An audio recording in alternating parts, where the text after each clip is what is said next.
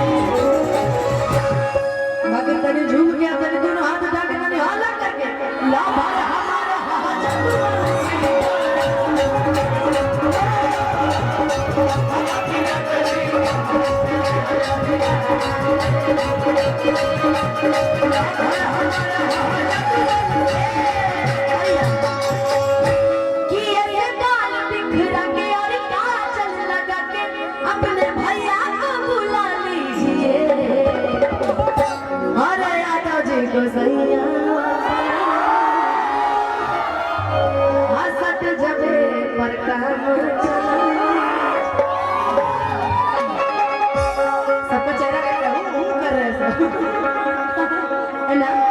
है ना कितने लोग खुश हैं इस गाने से?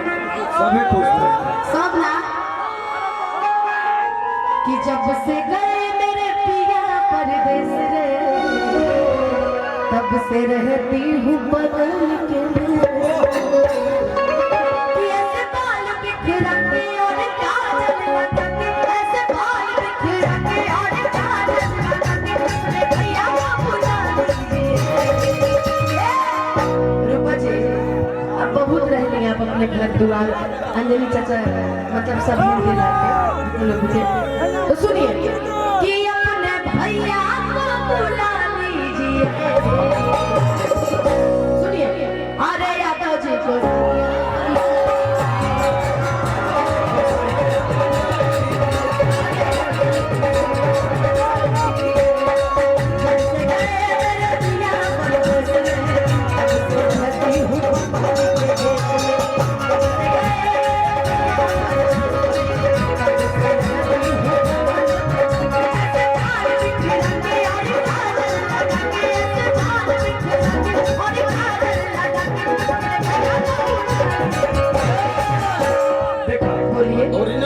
अनुपमा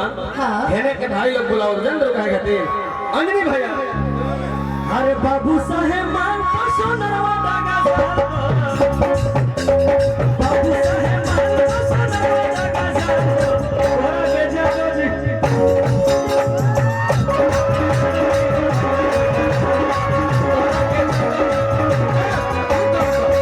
हाला करो खाली मोबाइल में रिकॉर्डिंग करो लो हां देखो देखो अरे की बाबू साहेब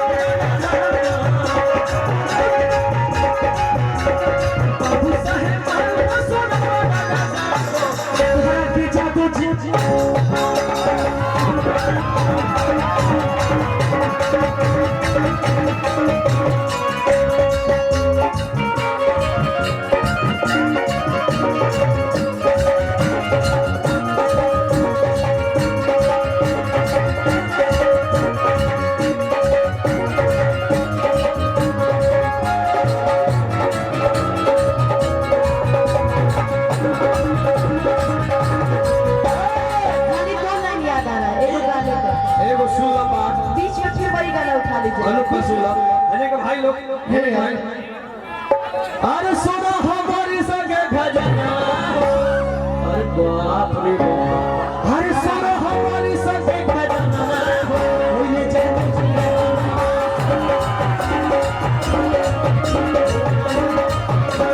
सोना हमारी संगे खजाना ये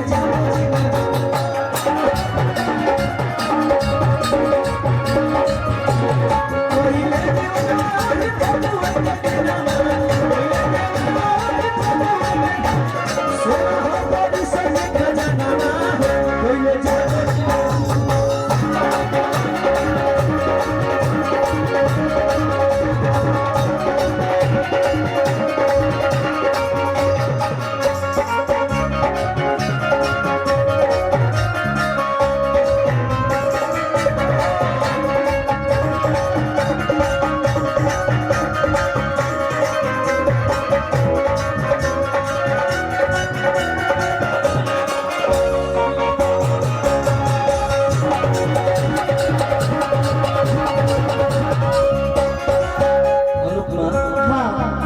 एगो तहार गीत बड़ा वायरल हो रहा है यूट्यूब पर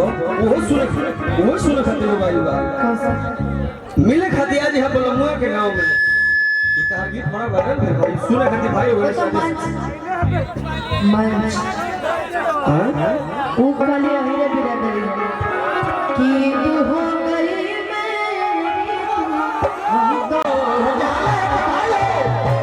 किते चढ़ा दो देवी मैया बरती हो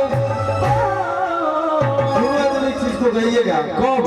जे हाथ में मुठलल मकान में तेरे खोल लो समझो जे हिंदुस्तान के तिरंगा लहराता है आ यूट्यूब वाला भाई रिकॉर्ड करी है तो अच्छा लगे तनी मुठलल खोले दोनों चीज हिंदुस्तान से मोहब्बत करेला जेकरा भोजपुरी से प्यार बा जेकरा तिरंगा से प्यार बा जे पाकिस्तानी है ना तो उठाई जे हिंदुस्तानी बा वे गमछा खोल के लहरा दी 1 मिनट खातिर पूरा आओ गाओ ये तो नौकरी अच्छी छोकरी पीछे लइका पागल बालो उहे मतिया कहत रही कि यार मिल भर हम जनुआ ये रुकवा कहे तो ठीक लगे ना तारो का नाम दई तो नहीं पता नुको कि यार मिला भरम मजनुआ